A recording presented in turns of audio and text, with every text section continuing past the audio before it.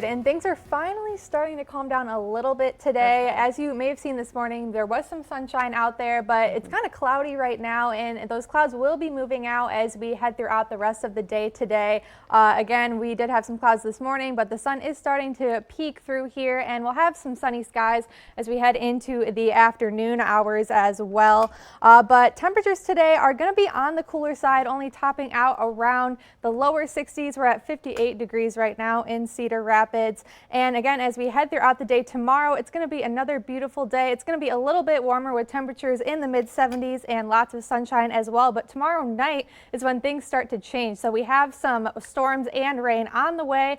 Looking at a slight risk for severe weather to our west. I'll give you more details on our next passing system coming up in your full forecast in just a bit. And a sad update from southwest Iowa, specifically in the town of Minden, where one of 4 people injured has now died. Still this afternoon, authorities are not releasing the name of the victim. That powerful tornado tore through town Friday, leveling some 120 homes, or about 40% of the buildings in the community of only 600 people.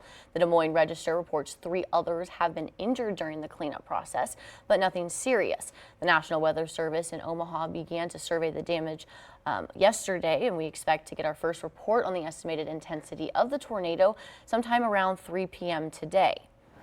Iowa and Nebraska were not the only states hit by tornadoes over the weekend. Towns across Oklahoma are also cleaning up. State officials there say at least 4 people died and 100 people were injured during tornadoes this weekend. More than 40,000 people lost power at one point during the storms. Oklahoma's governor declared a state of emergency for 12 counties as crews now dig through debris. And let's take you live now to the Iowa City Public Library. Local workers, union leaders, and others are marking Workers' Memorial Day and honoring the 57 Iowans who lost their lives on the job in 2023. They're also addressing the need to continue the fight for updated guidelines and stronger enforcement of OSHA. The groups are pushing for more workers to have the opportunity to unionize too. And Caitlyn Clark is back on the basketball court. She took part in her first practice as a member of the Indiana Fever, the team that drafted her #1 overall earlier this month. You can see she wasted no time hitting her first three-pointer in practice. Clark says she's focusing on helping the Fever win more games this year. And over the past 5 seasons, the Fever have won only 28 games and haven't been to the playoffs since 2016. I don't think it's anything that's new to me. I think no matter what is going to happen, there's always going to be expectations and pressure on my shoulders and pressure on this team to be really good. And that's how you want it. That's exactly, we wouldn't want anything else. We would want, people showing up to our games, people expecting us to win a lot of basketball games this year, expecting myself to play really well. But I don't think it's anything that's ever been different for me. So I think continuing to be myself, rely on the people around me. I don't have to do everything. It was the same thing in college, but now I'm playing with even more talent. I'm surrounded by more talent, surrounded by really great coaches. So rely on those people and, embrace the pressure. How lucky are we that, people are expecting so much of us, and, our schedule is really hard to start the year, but that's what's fun. We're going to see what we're made of. And right now, the Fever are one of the hottest tickets in the league, as several opponents have already moved games to larger arenas. The Fever have their first preseason game this Friday against the Dallas Wings before they open up the season on May 14th against the Connecticut Sun. And before that first game, Clark will be making even more history. Nick DiPaolo reports Clark will become the first female athlete to have her team apparel sold at all 724 Dick's Sporting Good locations across the U.S. That includes right here in Cedar Rapids. Clark is just the 4th overall person to achieve that feat, following Lionel Messi, Travis Kelce, and Deion Sanders. The federal safety regulators are now investigating Ford's hands-free driver assistance system.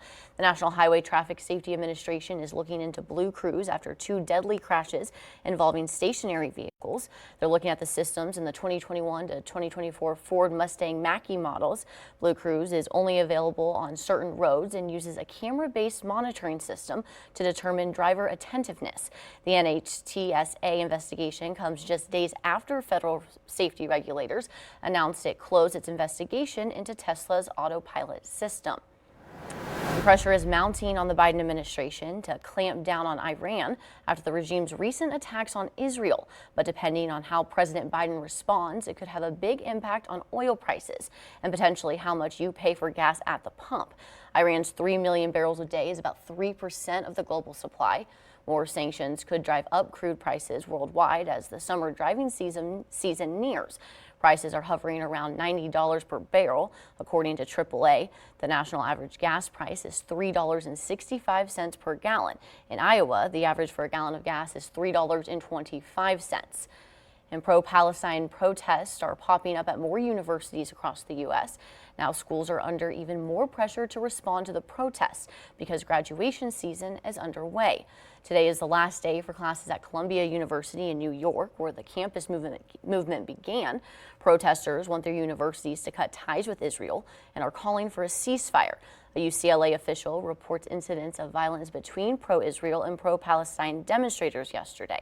That school's commencement is set for June, but across town, USC canceled their graduation ceremony.